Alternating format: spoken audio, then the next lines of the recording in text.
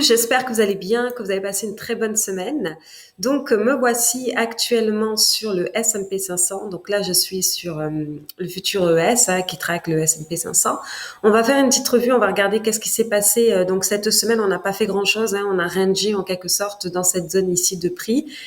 Donc là, en fait, qu'est-ce que c'est ça? C'est mon cône de probabilité qui était établi pour le trimestre. Donc, effectivement, jusqu'à fin décembre.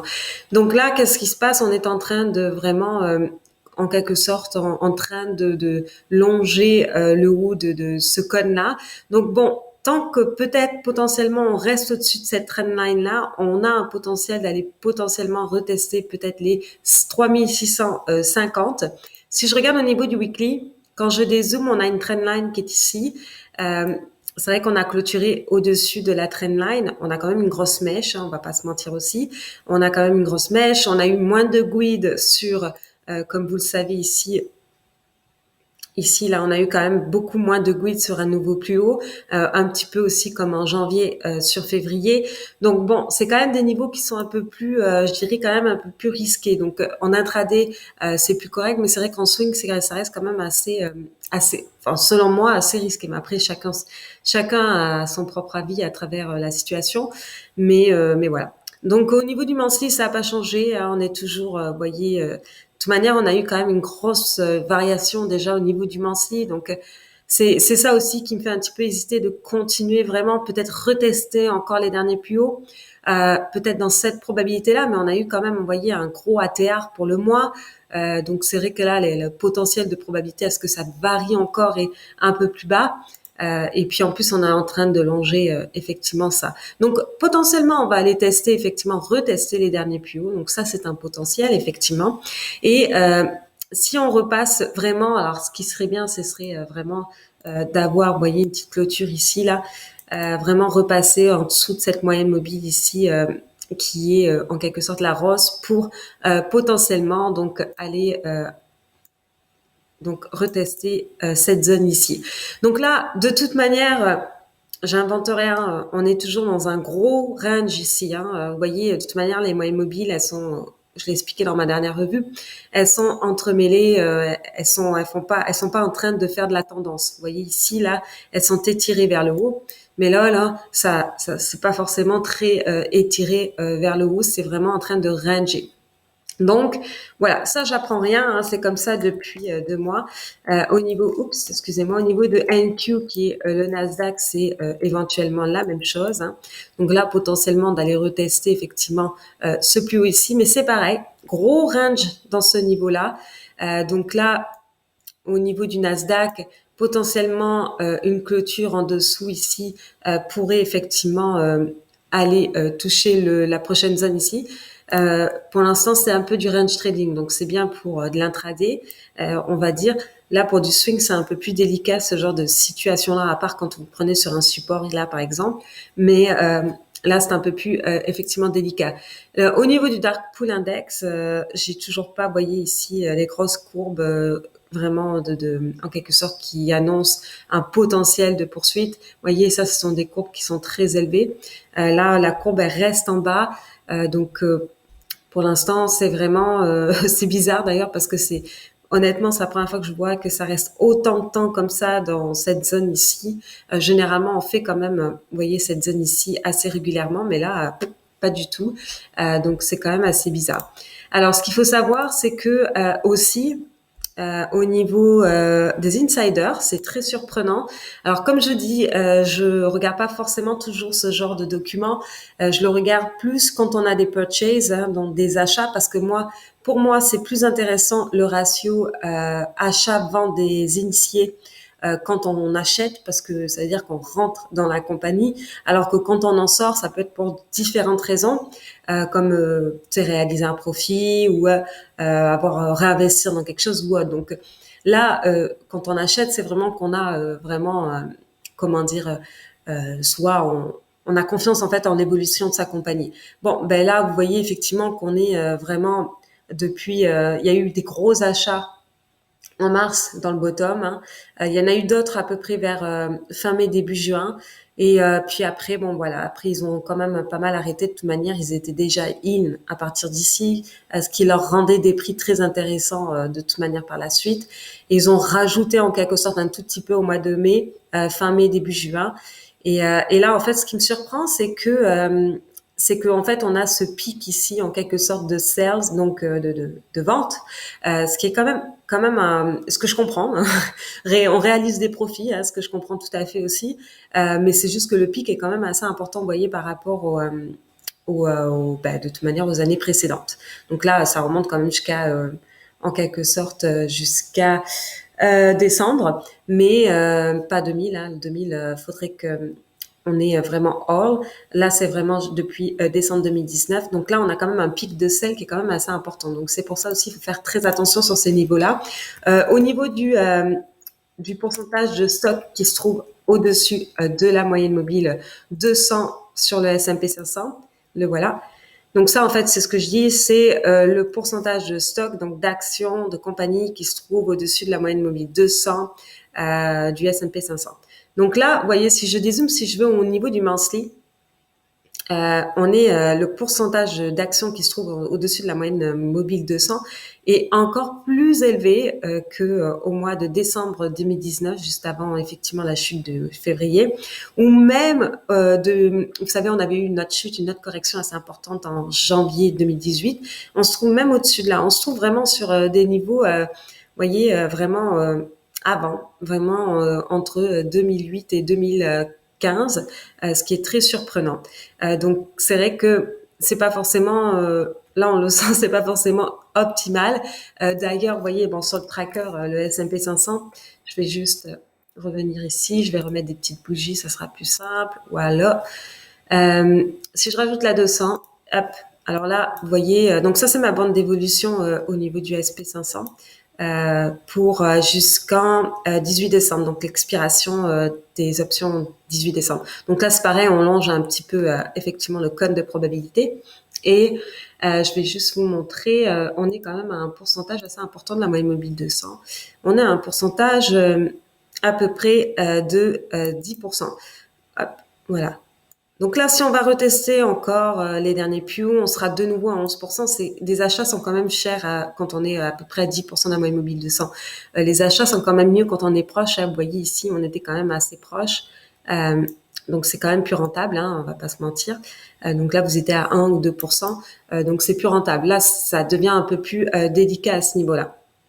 Et de toute manière, comme je le dis une fois de plus, on est en train de ranger. Donc ça, je sais pas si on est vraiment en train de faire un gros top assez important. C'est un range qui dure et ça se peut que le marché est en train de vraiment finaliser toutes les rotations d'argent, de flux qui doit se passer. Et quand ça sera finalisé, on aura un peu plus de détails, certainement plus de buying ici, plus d'achats, je sais pas, ou une correction et après on aura des achats. Pour l'instant, c'est quand même délicat qu'on n'a pas d'intérêt dans ce document ici. Donc voilà. Sinon, ce que je surveille toujours, c'est au niveau de Apple. Hein. Hop, on a un wedge assez intéressant. Donc ça, c'est mon cône d'évolution jusqu'au 18 décembre. Donc, en fait, vers le 18 décembre, il y a 68% de probabilité à ce que Apple reste dans ce cône-là, donc soit vers le haut, soit vers le bas, ou peut-être même au milieu, après avoir testé le bas ou le haut. Donc ça me donne juste à peu près un petit aperçu de la variation. Donc c'est vrai que quand on passe en dessous du cône, à l'extérieur du cône, il y a des probabilités que ça ne reste pas longtemps à l'extérieur du cône, qu'on réintègre un petit peu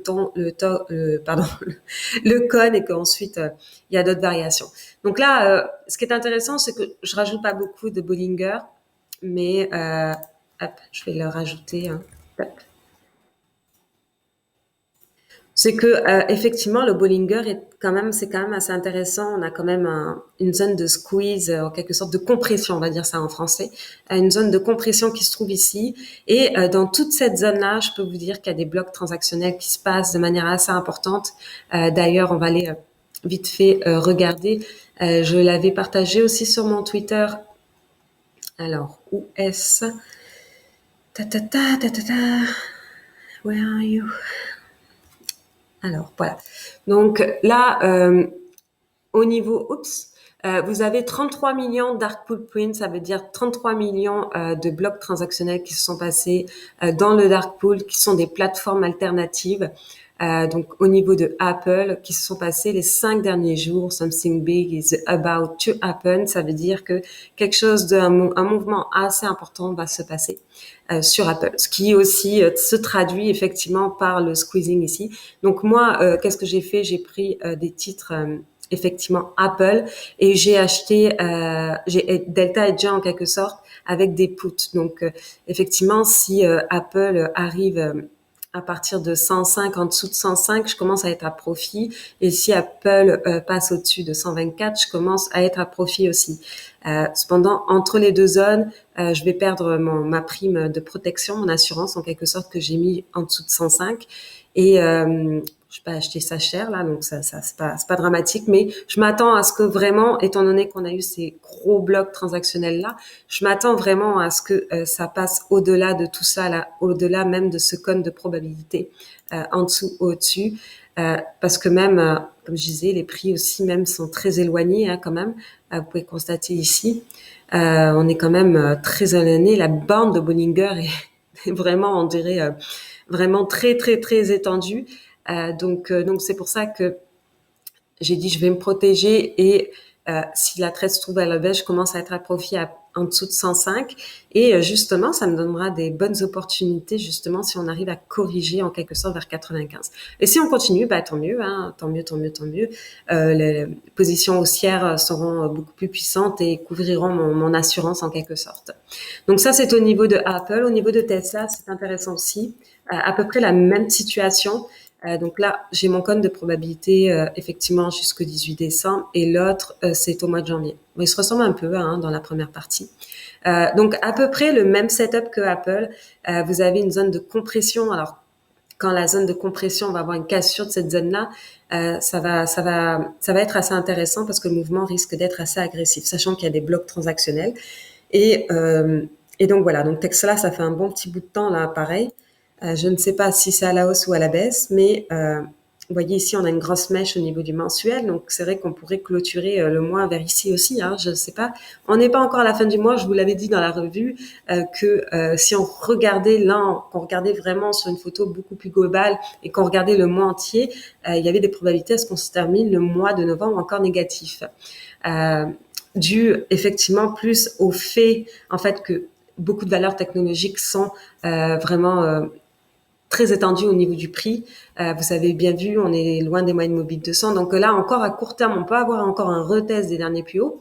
Mais j'avoue qu'à terme, il y aura peut-être besoin d'une correction, sans forcément un gros crash, là, mais quand même une correction en quelque sorte. Donc voilà, donc au niveau de Tesla, ça aussi, je trouve ça assez intéressant parce que justement, si Tesla corrige, ça va être assez intéressant de pouvoir rentrer en position aussi. On en parlera à ce moment-là, bien évidemment. Donc voilà. Au niveau du VIX, il n'y a pas grand-chose de nouveau. Hein. Le VIX, lui, c'est pareil. Hein, on est dans sa zone en quelque sorte de support ici. Je vais juste voir au niveau du RSI, qu'est-ce qu'il se dit. Hop, le RSI. Bon, le RSI, c'est pareil au niveau du weekly. Parce que j'aime bien aussi. Vous voyez, on est aussi presque dans une zone de support de RSI aussi de weekly. Ça se peut qu'on aille toucher cette moyenne mobile ici, la verte là, qui est la 200. Donc là, vous voyez ici, ce qui nous donnerait vraiment la zone de support.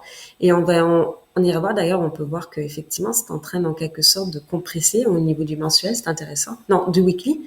Enfin, compresser par rapport à là, là. Donc ça peut être aussi à surveiller.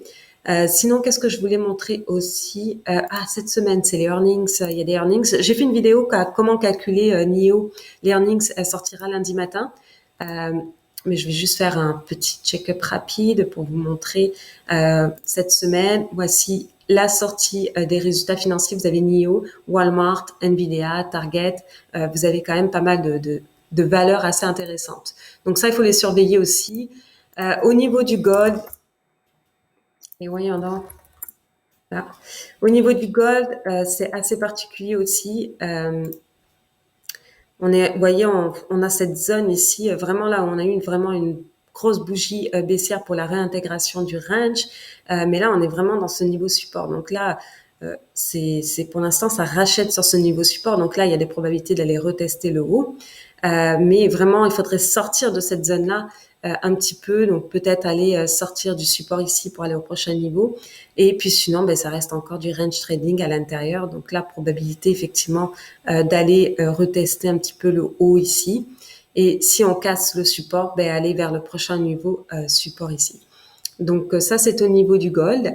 Et puis le dollar, c'est approximativement, ça bouge pas.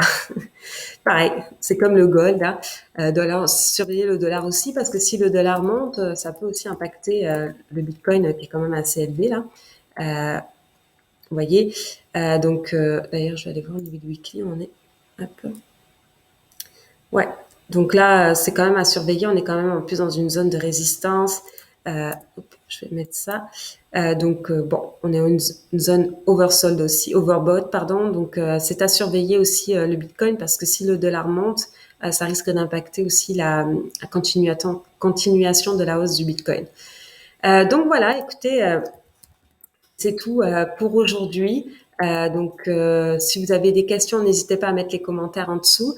Et nous, on se retrouve donc pour la prochaine revue.